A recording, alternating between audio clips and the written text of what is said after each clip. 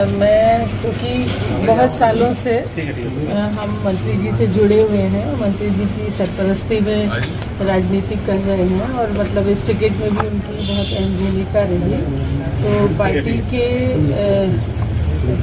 Party के जो राष्ट्रीय अध्यक्ष जी हैं अखिलेश यादव जी के साथ साथ मोहम्मद आजम खान साहब का भी इसमें बहुत बड़ा मतलब उनकी सरपरस्ती, हमारी सरपरस्ती में उनका बहुत बड़ा हाथ है। तो मैं आज वैसे शुक्रिया लफ्ज़ बहुत छोटा है, लेकिन एक तरह से मिलने के लिए भाभी से डॉक्टर तंजीम फातिमा जी से यहाँ घर पे मिलने के लिए आई थी और पहली फुर्सत में जब भी मुमकिन होगा मैं मतलब आदरणीय मंत्री जी से मिलने के लिए भी कोशिश करूँगी। जैसे भी पहली फुर्सत में होगा मैं मिलने के लिए जाऊँगी। अच्छा, आप मरवात से चुनाव जीती हैं, आपका विरोध भी वहाँ पे बराबर हो रहा था। डॉक्टर एस टी हसन जो उनके समर्थकों ने भी आपका विरोध किया। पद कहा यह जा रहा था कि आजमगढ़ साहब ने आपको टिकट दिलाया था। भाई रामपुर की बात करें, रामपुर में आजमगढ़ साहब ने सपा प्रत्याशी का विरोध किया था उनके समर्थकों ने, उसके बाद भी जीते। क्या कहेंगे दोनों सीटों को लेकर के?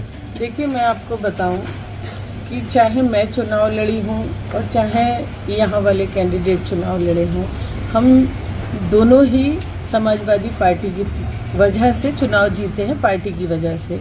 न तो कोई कैंडिडेट इतने बड़े चुनाव में थोड़ा बहुत प्रभावित कर सकता है, चुनाव को माहौल बना सकता है, लेकिन लोकसभा का चुनाव पूरी तरीके से पार्टी बेस पे लड़ा जाता है और जीता जाता है।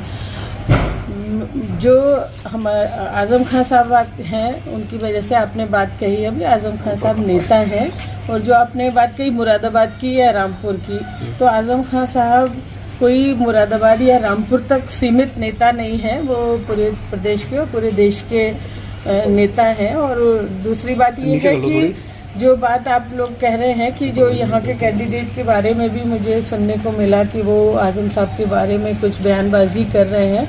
देखिए, वो आज जो एमपी बने हैं या जो मैं एमपी बनी हूँ वो पार्टी की वजह से बने हैं, और आज़म खान साहब उस पार्टी के फाउंडर मेंबर हैं। पार्टी को बनाने में और पार्टी को यहाँ तक पहुँचाने में उन्होंने अपनी मतलब खून पसीना से इस पार्टी को सींचा है। तो उनको भी धन्यवाद करना चाहिए। मेरी तरफ से मुबारकबाद है, वो भी एमपी बने हैं, लेकिन उन्हें ये नहीं भूलना चाहिए कि वो पार्टी की वजह से चुनाव जीते हैं और पार्टी में आज़म खान साहब का बहुत बड़ा कुर्बानी है।